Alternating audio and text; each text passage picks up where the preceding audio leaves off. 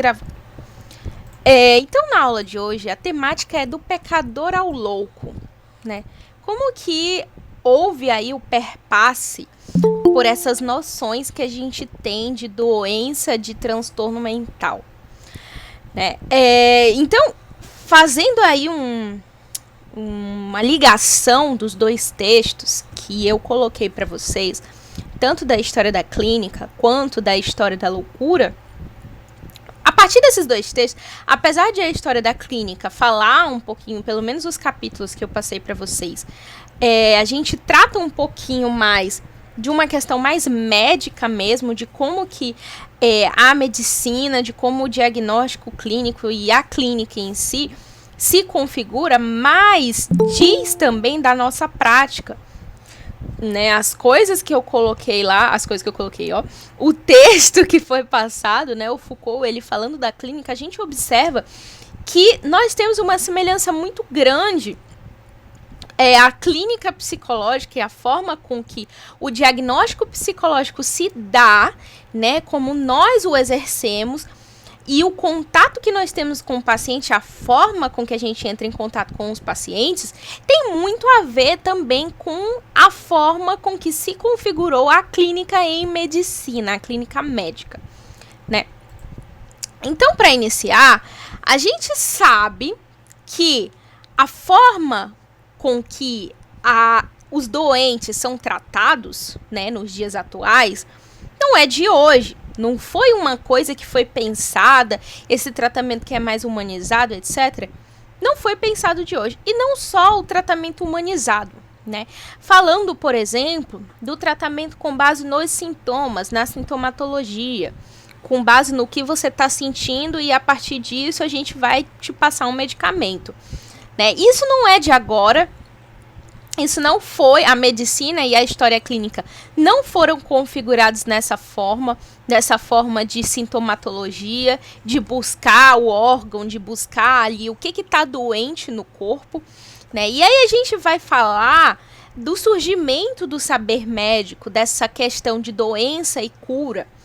E a gente percebe que a partir dessa história da doença, da cura, da medicina, o saber médico, ele era um saber que era histórico, era um saber especial, era um saber que era feito por qualquer um. Ou seja, não existia o profissional de medicina que chegava na sua casa, né, e que de alguma forma olhava ali para os seus sintomas e te tratava. O saber médico, ele era feito inclusive no âmbito familiar. E a relação de cura era feita equiparada à doença, ao sofrimento. O que está doendo, o que te dói? O olhar era diferenciado. Não era uma coisa baseada em sintomatologia, mas no sofrimento em si da pessoa. Então a medicina, ela era, a princípio, realizada com base no sofrimento, no diminuir essa carga de sofrimento da outra pessoa. A clínica, então, na realidade, era uma relação da humanidade com ela mesma, porque era um saber familiar, era um saber conjunto, que era repassado para outras pessoas, não era algo que era concentrado em uma função, não era concentrado em uma função. Se fazia ali dentro das casas, dentro das residências, se fazia ali entre os parentes. Então era muito diferente da forma com que nós temos a medicina nos dias atuais, em que existe uma profissão, né, em que existe um estudo, em que você lê teorias e aí você pode exercer essa função. E é engraçado perceber que esse saber que era mais atrelado ao comum, ao familiar, às relações ali, esse saber, ele foi, de alguma forma, sendo desvalorizado com o passar do tempo. Esse saber comum e antigo, ele foi trocado por um saber mais prático, um saber mais epistemológico, um saber mais científico, entre aspas, né? Então, a cura, essa relação de cura e de doença antes, né, na história, ela era viabilizada da mesma forma que a arte o era. Então, ela era realizada dentro das casas, o contato com o paciente era direto, então você aprendia sobre a doença, não era através de um livro, não era através de uma aula, você aprendia sobre a doença a partir do contato com o paciente. E o Foucault, ele valoriza muito no texto esse tipo de saber médico, que era um saber que existia um olhar diferenciado sobre aquele a que está doente. Né? Então, você entrava em contato com o outro, você ouvia sobre o seu sofrimento e a partir ali de práticas ancestrais, práticas que eram familiares, perpassadas de pai para filho, né? E que toda a família conhecia, você aprendia sobre aquilo e repassava também para os outros. Muitas das vezes, o paciente, ele não existia essa dinâmica de hospital, não existia o hospital como a gente conhece, como a gente configura nos dias atuais. Muitas vezes existia a casa, né, daquele que era especializado em medicina, especializado entre aspas, né, daquele que tinha um conhecimento a mais com relação à cura, e os pacientes ficavam lá na casa dele, ele tinha contato direto com aquela pessoa e ensinava para os familiares dessa pessoa o que deveria ser feito ali na condição dele, né? Então, esse saber médico antigo era um saber que valorizava o olhar para o outro, o olhar para o sofrimento do outro. É a partir do que o outro sente, do sofrimento dele, que você tira as conclusões, que você percebe talvez o que possa estar acontecendo, que você busca ali uma solução que seja viável para aquela pessoa. E a realidade é que com o passar do tempo, com a especialização da clínica, com a especialização da medicina, e principalmente isso se inicia com Hipócrates, né? No século V, na medicina grega. Então, Hipócrates, ele traz um novo sentido para a clínica, onde o objetivo, na realidade, era abreviar o estudo, porque a medicina era um estudo da vida toda. Né? Já que você fazia medicina em contato com o paciente, você nunca deixava de aprender, era sempre novos aprendizados, sempre novas coisas aí se adicionando. E aí o Hipócrates, né, lá na Grécia Antiga, na verdade o Hipócrates ninguém sabe, o pai da medicina, ninguém sabe se ele era realmente uma pessoa ou se era uma congregação assim de estudos e teorias, né? Mas vamos levar em consideração que seja uma pessoa, mas o Hipócrates, ele inaugura essa questão da medicina mais enxuta, de uma medicina que é sistematizada, de uma medicina que é configurada, através de conteúdos, e uma medicina que perde esse olhar, né? O Foucault, ele traz, inclusive, que é uma medicina cega, porque você perde esse olhar pelo outro. Você passa a ver, não é mais a pessoa doente, é o corpo que está doente. Então, você faz um rastreamento do corpo através do estudo que você realizou, estudo sobre anatomia, estudo sobre os órgãos, etc. Aí você faz um rastreamento daquele corpo, né? E você verifica qual órgão que está doente. Então, o corpo, ao invés de pessoa, você retira esse espírito da pessoa e você torna essa pessoa apenas uma máquina no qual você vai ali procurar e rastrear o que está defeituoso para que, através de um sistema todo complexo e fechado, você endireite aquela máquina. Então, o objetivo da medicina nesse momento, em que surge essa medicina sistemática, não é mais o olhar para o outro, e sim classificar e categorizar doenças. Então, a partir daí, é engraçado, né, que a gente fala de saúde, a gente fala de doença, mas se você parar para pensar, a prática médica, e vamos falar da prática psicológica também, porque se encaixa aí, a gente fala de doença. A gente não está falando necessariamente de saúde, né? A gente não está falando necessariamente de um corpo são. A gente está trabalhando especificamente em cima das doenças. Então, é um estudo da doença, é o estudo da cura da doença, é o estudo de como a doença se configura, de como se classifica a doença. E a gente acaba perdendo esse olhar sobre a pessoa. Isso acontece muito em psicodiagnóstico, gente, na realização de diagnósticos psicológicos. A gente acaba muitas vezes se baseando em configurações que são, de certo modo, sintomáticas, né? Então a gente preza pela sintomatologia, a gente olha para a sintomatologia, a gente esquece de avaliar aquele indivíduo em outros âmbitos, em outras áreas que pertencem a ele. Então a gente acaba olhando para um ponto só e a gente esquece que aquele corpo que está adoecido, que está em sofrimento, no fundo não, né? É uma pessoa. Então, isso se deve ao fato de que as coisas, né, a partir... Opa, só um momento. Isso se deve ao fato dessa nova configuração da medicina, que é uma medicina sistematizada, em que você não aprende a praticar o seu olhar. Você aprende a olhar com o olhar dos outros. Quem são esses outros? Os teóricos que inicialmente viram sobre essas doenças, falaram, escreveram sobre isso.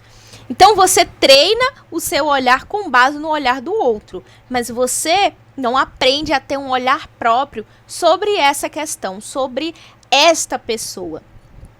Isso é bem triste, na realidade, porque cada vez mais a psicologia a gente percebe que a gente sabe, né, que a psicologia está aí num embate se ela é ciências humanas, se ela é ciências biológicas e etc. A gente sempre leva em consideração essas ambiguidades, a gente nunca tenta complementar uma outra, a gente sempre vai ou para uma ou para outra. Só que quando a gente parte para esse lado do corpo doente, da sintomatologia, e tal, a gente se especializa muito nisso. É importante, claro, gente, para a gente realizar um psicodiagnóstico, sim, nós precisamos ter noção de psicopatologia. Mas quando a gente trabalha com uma parte só, e vocês já ouviram isso muito durante o curso, e a gente quebra as coisas em uma partezinha só, a gente perde muita coisa. Mas, Violeta, às vezes isso não é necessário? Sim, às vezes é necessário realmente a gente se especializar, se focar em uma coisa para conseguir desvencilhar aquilo. Mas não percam o objetivo do porquê você está fazendo isso. Não percam o porquê, na realidade, você iniciou esse exame, você iniciou aí esse diagnóstico. A realidade é que, no fundo, o que você quer é reduzir o sofrimento da pessoa, não do corpo. Você quer reduzir o sofrimento da pessoa para quê? Como a gente viu semana passada, né? O objetivo é, de fato, que a gente consiga que a pessoa viva a sua vida normalmente. Normalmente, lembrando que ser saudável não é estar bem e 100% o tempo inteiro. Mas que a gente reduza o sofrimento ao qual aquele sintoma está causando naquela pessoa.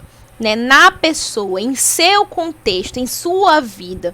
Então a gente tem que ter muito cuidado com isso. Ok. Então a gente percebe que o saber clínico... Gente, tá tudo bem aí? Tudo bem? Vocês estão bem? Estão vivos? Estão entendendo? Sim. Tá bom. Sim, professor. Então assim... Então, o saber clínico, ele sai desse olhar sobre o outro, porque você não tem um olhar mais sobre o outro. E, inclusive, gente, falando não só de avaliação psicológica, mas falando de clínica também, né? A gente, na psicologia, a gente aprende muito a curar, né? A gente se preocupa muito com o sintoma, o que ele está apresentando aí, o que está aparecendo... O que tem igual aqui na teoria, o que eu posso tirar disso, e a gente se preocupa muito, gente, eu vou ser bem séria com vocês. As primeiras sessões, quando a gente sai da universidade, são um inferno, porque a gente tá preocupado em categorizar aquela pessoa, tipo, meu Deus, o que eu vou direcionar para essa pessoa? Como que eu vou chegar e vou falar para ela? O que eu vou devolver? Porque a pessoa ela chega com uma ânsia de respostas. E muitas vezes a pessoa precisa ficar ciente de que talvez ela não encontre as respostas que ela está buscando inicialmente, que leva tempo. Mas a gente se preocupa muito em classificar, em categorizar. Eu acho que de acordo com a minha abordagem a pessoa se enquadra nisso aqui. E é uma das grandes críticas à questão da psicanálise, né? Que inclusive as nomenclaturas da psicanálise, elas são muito adoecedoras. Eu sei que não tem o sentido de ser adoecedor, mas ainda assim eu ainda acho as categorias muito adoecedoras em algum ponto, em algum momento. A gente sempre tem que ter um olhar crítico a respeito de como a gente age, né? De como a gente atua. Mas aí a gente se preocupa em categorizar aquilo, de perceber qual é a estrutura psíquica daquela pessoa, de tentar... E a gente esquece de estar ali para ela, né? É incrível que nas primeiras sessões você parece estar em duas realidades paralelas, em que você está sentado ali com a pessoa, você está tentando ouvir o que ela está falando, mas ao mesmo tempo a sua cabeça está trabalhando a mil, tentando encaixar aquela pessoa na categoria certa para poder devolver de forma bacaninha para ela. E aí a gente cai nesse erro, que é o erro justamente de categorizar e classificar algo que é um todo. É difícil você separar e desvencilhar e quebrar em pedacinhos. E quando a gente quebra em pedacinhos, a gente acaba novamente caindo nessa concepção de corpo doente. É um corpo que está doente. Não é uma pessoa com suas inúmeras variáveis, não é uma pessoa com seus inúmeros contextos. É um corpo que está adoecido que eu preciso tratar. Então, vamos pensar na prática psicológica dentro desse pressuposto aí. Mas já que a gente está falando de doença, né, a gente está falando de cura, vamos então agora passar para a questão da doença. Né? De como que a doença se configura, de como o transtorno mental, de como que nós chegamos ao patamar do que acreditamos ser doença hoje em dia, do que acreditamos ser transtorno mental, do que acreditamos ser, de fato, ali... Ai, socorro, um bicho me mordeu. Do que acreditamos ser, de fato, esse transtorno, essa doença que... se instala ali na pessoa. Esse conceito, assim como o conceito de clínica, não é de hoje, né? Esse conceito de doença, falando de doença no geral, é um conceito muito, muito antigo e que vai se modificando ao longo do tempo. É engraçado a gente pensar que, né, a doença ela surge, ou não, mas falando dos antigos hebreus, como sinônimo de pecado. Então, se você adoece, se seu corpo adoece, se você, de alguma forma, está aí acamado, é porque ou você ou alguém da sua família pecou. Porque você errou em algum ponto. Porque o corpo, ele é uma extensão do divino, né? Então, se você adoece, significa que você peca contra o divino. Você errou contra o divino. E é engraçado a gente pensar que esse pensamento, esse tipo de concepção, ela é muito antiga, gente. A gente está falando de hebreu, sei lá, quantos anos atrás, né? E a gente percebe que falando de saúde mental, falando de transtorno mental, esse conceito ainda é muito reproduzido dentro de instituições religiosas. Quem nunca ouviu, eu acho que todo mundo já ouviu, né? Quem nunca ouviu alguma coisa do tipo, porque meu psicólogo é Deus. E aí você já está classificando, porque seu psicólogo é Deus, significa que quem trata a doença é o divino, né? Ou então, fulana tá com depressão, mas é porque fulana estava em pecado. Fulana tá aí passando por dificuldade, mas é porque ela estava em pecado. Então a gente percebe o quanto que existem algumas estruturas ideológicas que perpetuam-se aí no decorrer da história e vai embora e a gente continua vendo elas se repetindo. Então a doença para os hebreus, ela era... Oi? Alguém quer falar? Ouvi o microfone ligado. Oi? Não? Tá. Então, a doença para os hebreus, ela era um sinônimo de pecado, de algo que você tinha trazido para você, que você havia ocasionado, porque você errou, né? E, inclusive, é engraçado porque quem ouviu a história de Jó, né? Que Jó era um homem muito fiel e Deus dá para ele, né, para provar sua fidelidade, a pior das coisas, né, que é a doença. Por que Deus dá para Jó a doença? Porque a doença, ela é um estigma para aquela sociedade hebraica. Yasmin, você tá tentando falar alguma coisa, querida? Oi? Alô? Não? Acho que ela só esqueceu. Não, professora. Ah, tá, tudo bem. Sem problema. Então, ele dá pra Jó o pior dos pesadelos, que é a doença, as chagas, a lepra, né? Perde seus filhos.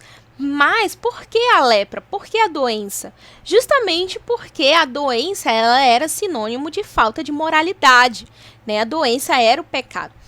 Essa configuração da doença como um pecado, ela retorna à história a partir da Idade Média, né? A gente vai ver a peste negra, a gente vai ver outras configurações de doença que eram vistas como mal do homem. O homem trazia para si esse pecado, o homem que trouxe a peste, né? Então a gente percebe que existe uma punição para aquilo que o seu corpo fez, para aquilo que você trouxe, para esse mal que você trouxe. Então, Deus pune aqueles que desobedecem suas leis. Então, a doença vem para isso. E aí, quando a gente vai falando de doença, né, peste, e a gente chega na lepra, que é o ponto inicial do texto do Foucault sobre a história da loucura. A lepra, ela, para quem não sabe, né, é sinônimo de hanseníase. Nos dias atuais a gente não usa mais o termo lepra, a gente usa hanseníase. É uma doença quase erradicada, eu acho. Mas é uma doença que a gente não vê não é tão comum quanto era antes, né? Então, a lepra, ela inicialmente, ela também se enquadra nessa categoria de moralidade, de mal que você trouxe para você. E, novamente, esse conceito da lepra como mal, ele não é da Idade Média, ele é de bem antes da Idade Média, né? Os hebreus, por exemplo, já faziam isso, já faziam esse expurgo dos leprosos, já faziam essa exclusão e essa moralização de quem tinha lepra, né? Que era uma instância mais religiosa, mais moral, uma coisa que você tinha trazido para você porque você está errando em alguma coisa. Então, qual era a solução para que esses leprosos não se misturassem à sociedade pura, à sociedade que estava de par com Deus, porque o leproso era sinônimo de pecador. Então, o pecado a gente expurga. Assim como a gente expurga o pecado do corpo, a gente expurga também o leproso do meio social. E o que eles faziam inicialmente, né? Os leprosos, eles eram colocados para fora da cidade mesmo. A maioria das vezes ficavam nos muros da cidade, né? Lá esperando a sua própria morte, sem tratamento, sem nada. E aí, durante a Idade Média, vários e vários leprosários foram abertos, né? Era sinônimo de exclusão social. Deveria haver esse expurgo dos leprosos. Então, esses leprosos deveriam ser colocados em casas fechadas, sem contato com o mundo externo, porque, afinal de contas, eles traziam maldição, né? E essa maldição era a própria lepra, mais visto em uma instância mais moral. Então, eles precisavam ser excluídos da sociedade, eles precisavam ser retirados do seu âmbito social. E eles eram encarcerados ali nos chamados leprosários. E ao mesmo tempo em que esse expurgo era de fato uma exclusão social para a sociedade daquela época, esse expurgo dos leprosos também era considerado como uma purificação. E o próprio leproso, eu nem sei se essa palavra a gente ainda pode usar, gente, eu acho meio feia, mas o próprio... O termo mais certo agora é ranceniano. Uhum. Ah, obrigada, Jamile. Eu tô usando o termo leproso, né? Porque a gente tá falando de antiguidade, para vocês... É um termo histórico, né? É isso, pra gente... Mas, gente, desculpa aí se eu vou... Mas eu vou falar os doentes de lepra, que aí fica mais contextualizado, talvez. Mas, enfim. Então... O expurgo desses doentes, ao mesmo tempo que era para excluí-los socialmente, também era uma purificação para aqueles que o excluíam, né? Era uma configuração de purificação em que as pessoas, elas retiravam de si o pecado e o mal que as assolavam. E o mal que as assolavam, nesse sentido aí, eram as pessoas que tinham essa doença. Então, e os próprios doentes viam nessa configuração a única configuração que lhes restavam para ser salvos. Então, era uma purificação não só da sociedade, mas como deles próprios, né? Então, só que assim, a hanseníase, né, ela é uma doença que é contagiosa, de alguma forma. Se você isola os doentes, né, se você retira aquilo que está causando essa contaminação, você, com o tempo, você vai diminuindo essa contaminação. E a lepra, né, historicamente, ela era repassada por conta das cruzadas. Então, eram pessoas que iam para outros terrenos, iam para o Oriente Médio, faziam, empreitavam essas viagens, né, para outros locais, e eles traziam consigo muitas dessas infecções. E é assim que a lepra chega na Europa. Só que com o fim das cruzadas, com o isolamento dos doentes, a lepra, aos poucos, vai se diminuindo. Porém, gente, era moda, entre aspas. Por que eu tô falando que era moda? Porque muitos e muitos leprosários foram construídos durante a Idade Média.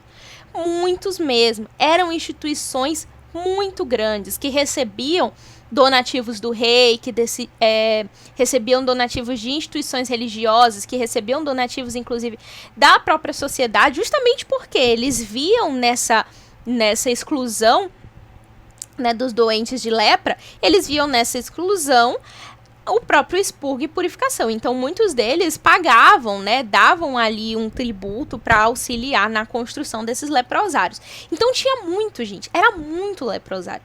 Eu não lembro a quantidade, mas eu acho que em Paris, ele fala no texto, que chegaram a ter cerca de 9.000 leprosários, alguma coisa assim. Não lembro, gente. Se alguém tiver com o texto aberto aí, me corrija. E aí?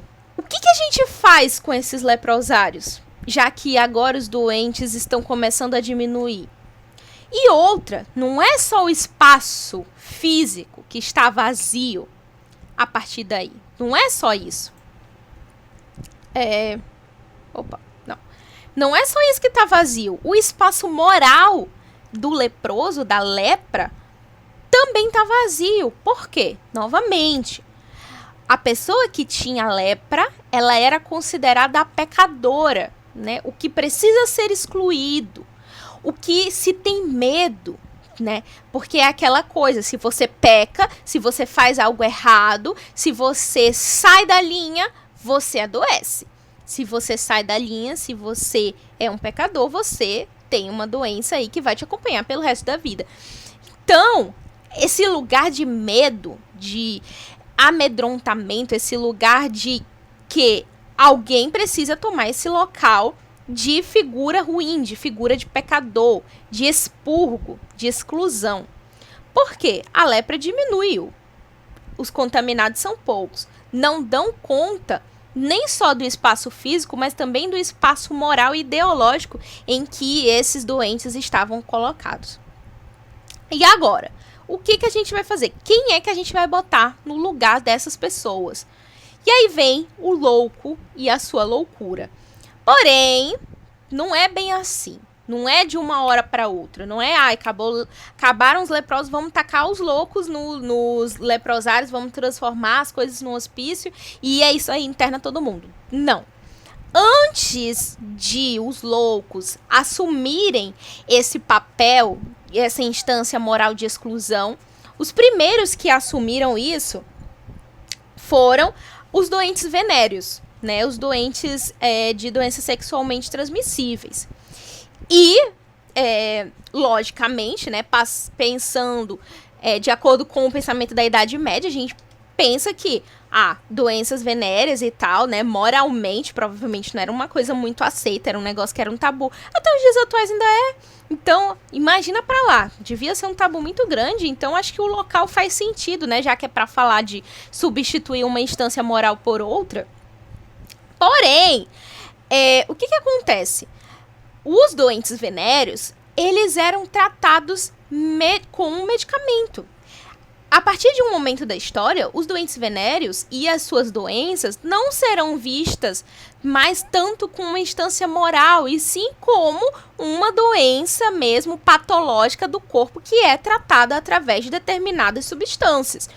Então, o doente venéreo, sim, ele é visto ali com um certo repúdio, ele é visto como uma coisa assim não muito legal, porém, depois de um tempo, esse pensamento ele se esvai justamente porque doenças venéreas são facilmente tratadas, né? Então, eles começam a tratar os doentes com mercúrio, com iodo, e eles conseguem perceber resultados positivos nisso. Então, aos poucos, os doentes venéreos eles vão se instalando nos hospitais gerais mesmo, sabe? Claro, com um pouco de insatisfação no início, mas com um pouco eles vão tomando seus lugares no hospital geral das doenças gerais, como qualquer outra doença.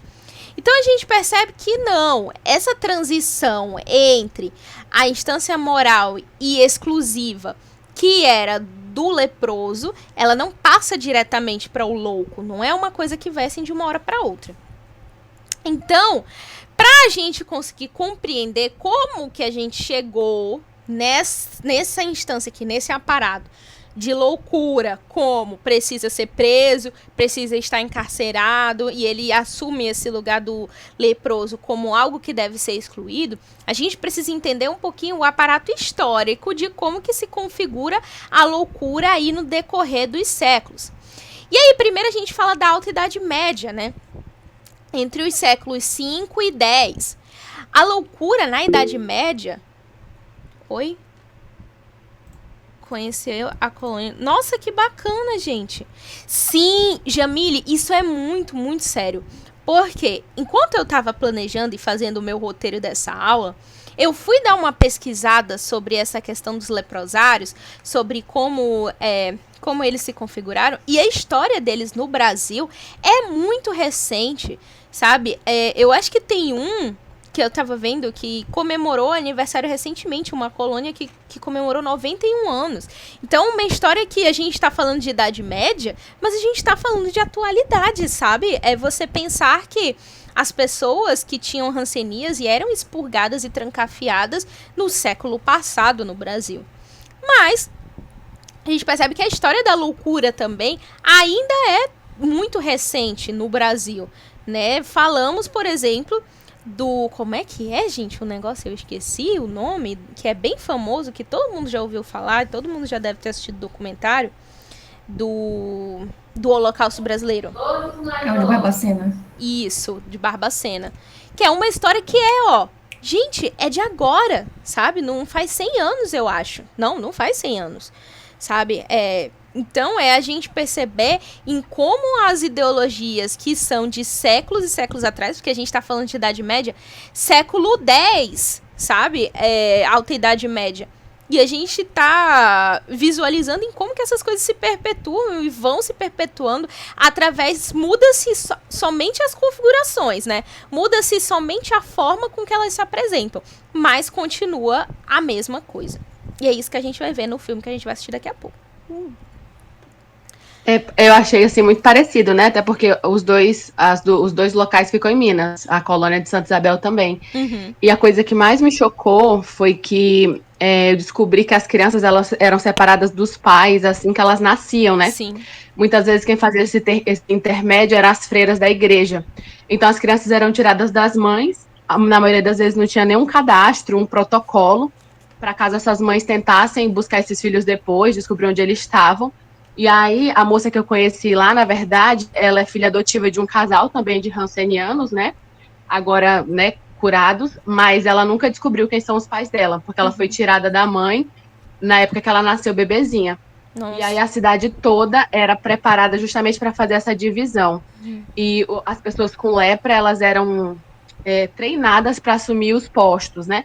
Então eram os próprios leprosos, que eram enfermeiros dos outros leprosos, e as pessoas chegavam lá de trem para entrar na colônia. Então tinha um trem só dos hansenianos, e aí é muito estranho, porque a entrada da cidadezinha, né, da colônia, é como se fosse uma... Não sei, tem na internet, se vocês procurarem, aparece logo uma das primeiras imagens. ela tem 2 guaritas. Então, numa ficava um guarda que não tinha lepra e na outra ficava o guarda que tinha lepra.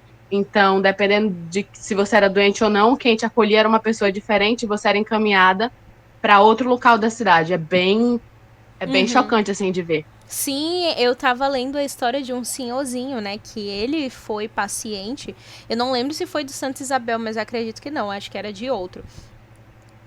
E ele tava contando que ele se casou com uma outra pessoa que era ranceniana, lá de dentro da instância que eles estavam, né, e ela era enfermeira, porque como você falou, né, as próprias pessoas que cuidavam dos outros, não existiam pessoas de fora, eles viam um médico uma vez na semana só, que ele ia lá para passar medicamento para todo mundo e depois ia embora. E aí ele teve uma filha e essa filha foi retirada da mãe tipo um dia depois que a bebê tinha nascido. E aí eles se casaram, né, conseguiram ali se curar da hanseníase e sair, só que eles só conseguiram recuperar e reaver essa criança quando ela já tinha 4 anos de idade. Então, existia uma dificuldade, inclusive, se não duvidar, existia um mercado que se alimentava disso.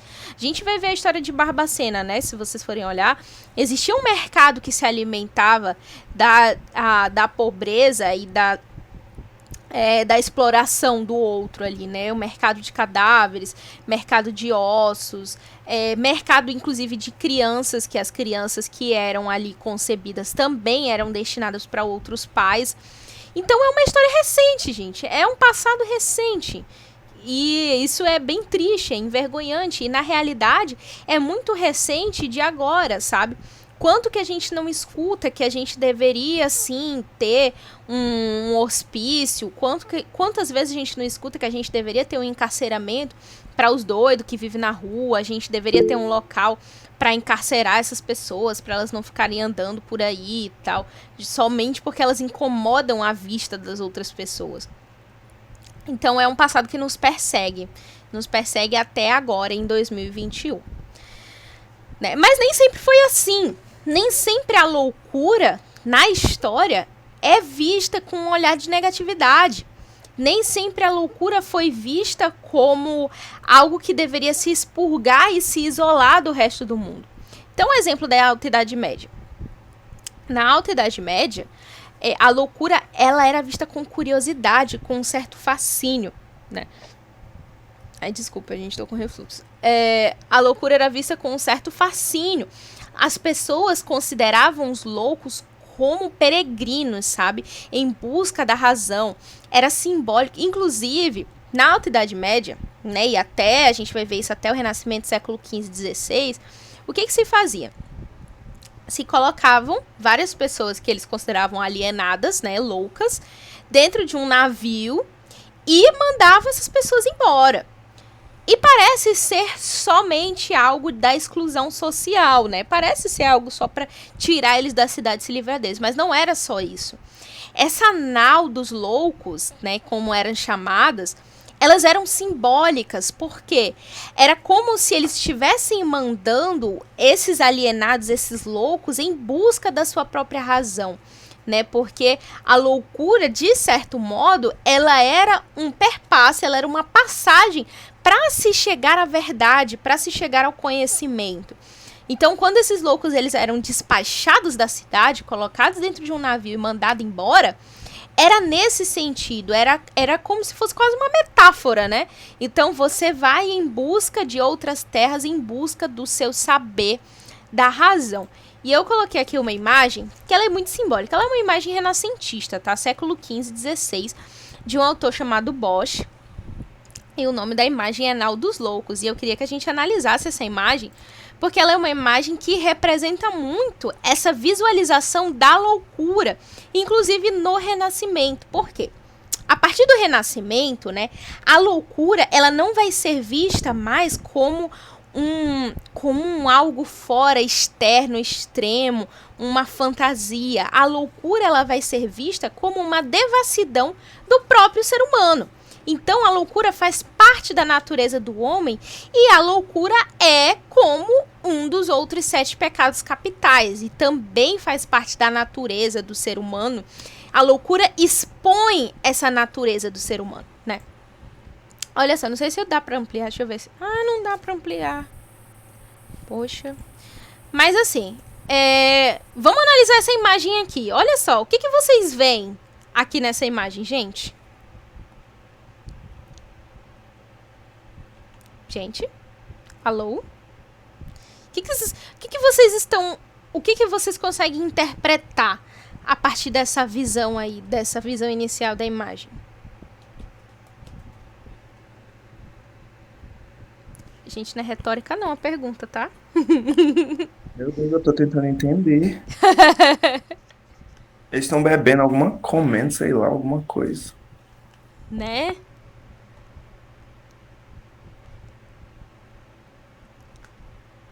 E aí, Mas gente, eles estão no rio, no mar? Tem uns dentro d'água, é isso?